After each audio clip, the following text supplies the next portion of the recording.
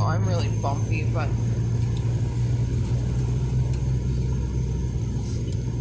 this is where you should have the GoPro on a gimbal. Oh yeah, that's true.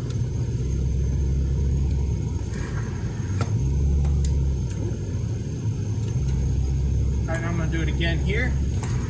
Ah! Oh my gosh. Oh, wow. You hit the drift. Yeah. So what happened? What was the difference between those two slides? In this video, I'm going to demonstrate how to correct a front wheel drive slide, as well as some things to do and not to do in a front wheel drive. For the demonstrations in this video, I'm going to be going about 15 miles an hour, and I'm going to use the e-brake to cause a slide. In these first couple videos, I'm going to let off on the throttle when the rear end starts to slide. Notice how the car is going to pivot all the way around on its front wheels. The same concept would work at a much higher speed, but obviously I don't want to do that for safety. So I'm using the e-brake to simulate a slide on the highway. Notice how the front wheel doesn't really slide. The car pivots right around on it. In this, I'm going to show the same speed, but when I start to slide, I'm going to give it throttle instead of letting off. There's the slide. Now I give it a little throttle. Notice how the car straightens right back out. Again, I'm doing this in a controlled environment at a very low speed and using the e-brake to simulate a slide that would actually happen at a much higher speed on the highway. So right here's where the rear slides out. I give it some throttle and steer into it, and the car straightens right back out. Now that seems counterintuitive to a lot of people. Most people's reaction when they feel a slide is to let off. I'm going to try to explain the physics behind this so it makes a little more sense. First of all, on a front wheel drive, usually your front tires have a lot more traction than the rear due to the engine being mounted right between the front tires. This gives them good traction in the snow, etc., but can make for some odd handling characteristics. Another factor is weight transfer. That is, when you decelerate, the weight transfers to the front wheels. When you accelerate, the weight transfers to the rear. This is why your front brakes do most of the braking, and a lot of sports cars are rear-wheel drive because it gives them better acceleration. In this drawing, the 4 blue marks are your 4 tires, and the red arrows are forces on the vehicle. The big red arrow in the middle is the inertia of the vehicle that's always going to want to travel in the direction it's currently traveling. The other 2 are your steering wheels and also your drive wheels, pulling you in a different direction from the inertia of the vehicle. This would happen anytime you take a corner, change lanes, or just turn your wheels a little bit.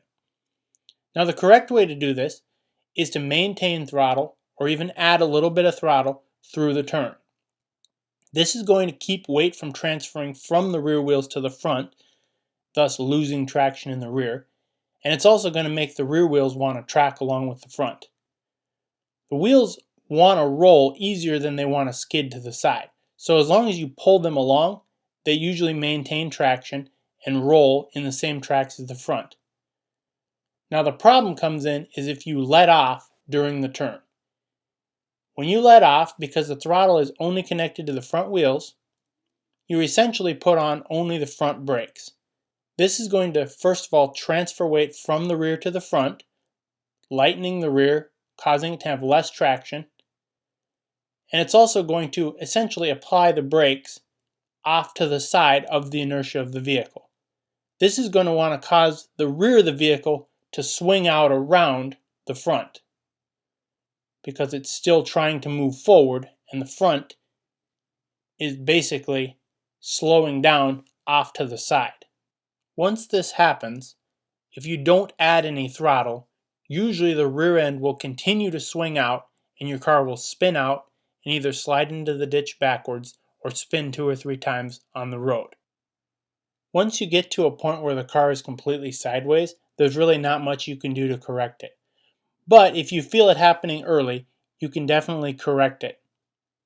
Remember that if you need to slow down, you're better off slowing down before you make any kind of a maneuver. So if you're going to change lanes and you think it's too icy, slow down before you change lanes, not during.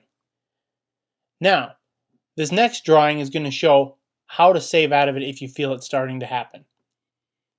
First of all, add throttle. This is going to pull the front of the car forward and keep the rear from wanting to swing out around as much. Second, steer into the slide. Steer the front of the car back in front of the line of inertia of the vehicle.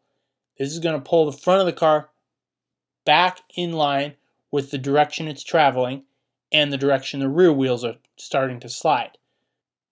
Once that happens and the car starts to straighten out, usually the rear wheels will start rolling again and fall right back in line with the front, and you'll be fine. These next couple clips are in slow motion, so you can kind of see everything that I've been talking about demonstrated. In these videos, I'm still going about 15 miles an hour, but we've just slowed them way down so we can see the details. In this first one, I'm going to hit the e-brake. When the rear end starts to slide out, I'm going to add a little bit of throttle and steer into the slide just a little bit. Notice how the rear of the car falls right back in line with the front and the car straightens right out. At this point, I'm able to safely apply the regular brakes and stop without spinning out or losing control. The only thing different about this second video is going to be what I do with the throttle. Everything else is exactly the same. So rather than give it some throttle to pull it out of the slide, I'm going to go ahead and let off completely when I feel the rear end start to slide. Watch the difference it makes. The rear end is going to pivot completely around the front end, and I'm going to end up sliding backwards rather than just pulling through and straightening right back out.